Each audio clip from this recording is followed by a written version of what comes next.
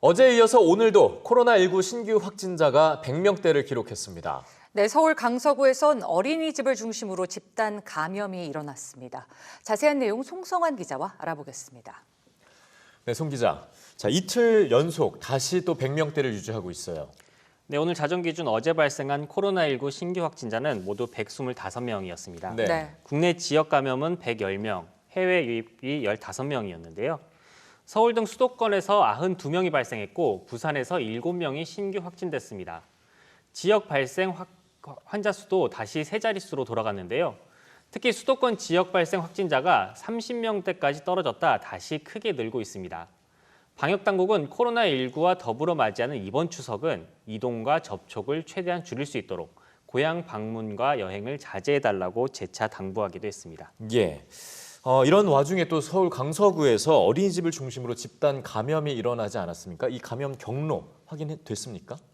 네, 서울시와 방역본부의 브리핑에 따르면 강서구 발산 대우주 어린이집에서 일하는 교사 1명이 그제 최초로 확진됐고 어제까지 12명이 추가로 확진돼서 관련 확진자는 총 13명에 달합니다. 네. 이 가운데 어린이집 관계자 3명, 원생 2명, 원생의 가족 3명 등 총 8명이 이 어린이집 안에서 전파가 된 건데요. 최초 확진자인 어린이집 교사는 이달 13일 동대문구에서 열린 성경 모임에 참석한 것으로 역학조사 결과 드러났습니다. 해당 어린이집은 거실과 화장실 등을 공동으로 사용하고 있었는데요. 교사는 마스크를 잘 착용했지만 원아들의 마스크 착용은 미흡했던 것으로 조사됐습니다. 네, 우려했던 상황이 벌어져서 참 안타까운데 학교 현장에서의 확산세는 어떻습니까? 네, 오늘 오전 10시 기준 등교를 중지한 학교는 102곳으로 어제보다 3곳 줄었습니다. 경북 경주에서 다음 달 4일까지 유치원에 대한 휴원 조치가 내려지면서 이곳에서만 56곳의 유치원이 문을 닫았는데요. 학생 확진자는 5명, 교직원 확진자는 1명 늘었습니다. 대학 내 확진자도 꾸준히 발생하고 있는데요.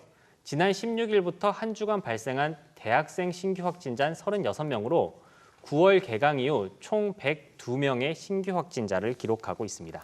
네, 교육 현장의 집단 감염을 막기 위한 조치들이 시급한데 국회에선 교육 관련 단체가 정부 코로나19 위기 극복을 위한 5대 교육 과제를 이행하라고 요구했습니다. 이건 또 어떤 내용입니까?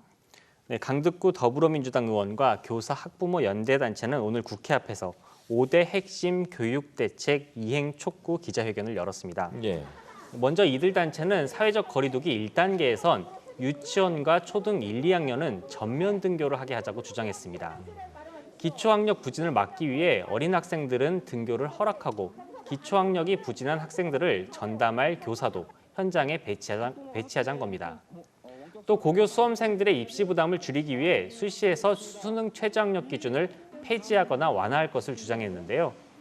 그리고 원격 수업 이후 학교 정규 교육 시간인 오전 10시부터 등원시키는 학원들에 대해서 규제를 강화해야 한다고 주장했습니다. 또 최근 이른바 인천 초등학생 화재 사건에서 볼 수 있듯이 등교 중지로 인해서 돌봄 사각지대에 놓인 취약계층 학생에 대한 돌봄과 안전망을 강화해 줄 것을 요구하기도 했습니다.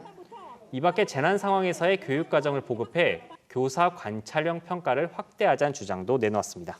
네, 안전망 사각지대에 있는 사람들부터 좀 우선적으로 살필 수 있는 대책이 나왔으면 좋겠습니다. 오늘 얘기 잘 들었습니다.